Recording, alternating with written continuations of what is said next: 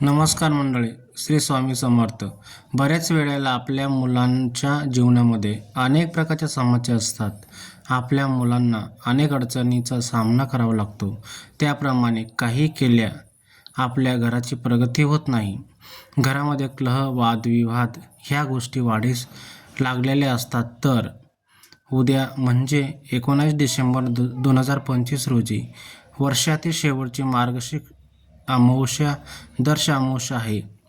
या दिवशी मुलांवरून वाईट शक्ती, हट्टीपणा आणि अभ्यासातल्या अडथळ्यांसाठी आईनं कोळा, लाल भोपळा, सात धान्य किंवा कापूर यासारख्या वस्तू वापरून वाळून काढावे, जेणेकरून मुलांची प्रगती होऊन त्यांना वाईट नजरेपासून संरक्षण मिळते. असे ज्योतिषीय उपाय सांगितले जातात, ज्यामुळे नकारात्मक ऊर्जा मुलांपासून दूर राहते आणि घरात सुख समृद्धी येते. 19 डिसेंबर 2025 रोजी वर्षातील शेवटची अमावस्या आहे. त्यामुळे ह्या दिवशी केलेले उपाय अधिक प्रभावी मानले जातात. आशीर्वाद मिळवण्यासाठी विशेष महत्त्व आहे.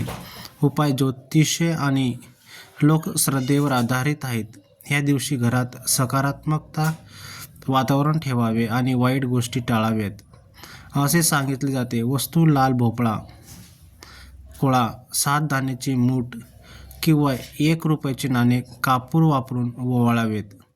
मुलांवरून वाईट नजर, करणीबाधा, हट्टीपणा आणि अभ्यासातले अडथळे दूर होतात, तसेच त्यांची प्रगती होते. अमावस्या तिथीला आईने मुलांना उभे करून त्यावरून हे उपाय करून ते वस्तू घराबाहेर किंवा नदीत विसर्जित कराव्यात, असे सांगितले जाते. आईने मुलावरून 7 धान्याचे मिश्रण जसे गहू, तांदूळ, मूग, हरभरा, ज्वारी, बाजरी, मसूर वाळून ते वाहत्या पाण्यात किंवा जमिनीत टाकावे, असे मानतात. काही ज्योतिषानुसार मीठ किंवा कापूर मुलांवर फिरवून घरातून बाहेर फेकावा किंवा कापूर जाळावा. असे केल्याने वाईट शक्ती दूर होतात, असे मानले जाते. अमावस्येच्या दिवशी पिंपळाच्या झाडाखाली किंवा घराच्या दारात दिवा लावण्यानं पितराचा आशीर्वाद मिळतो, असे सांगितले जाते.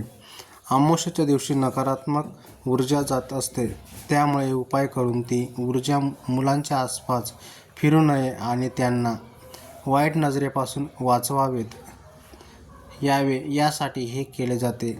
या उपायामुळे मुलांच्या आयुष्यातील अडथळे दूर होऊन त्यांना यश मिळते, अशी लोकांची श्रद्धा आहे. हे उपाय धार्मिक आणि ज्योतिषीय समजुतीवर आधारित आहेत. मुलांच्या घरातील परंपरेनुसार तुम्ही यापैकी कोणताही उपाय करू शकता.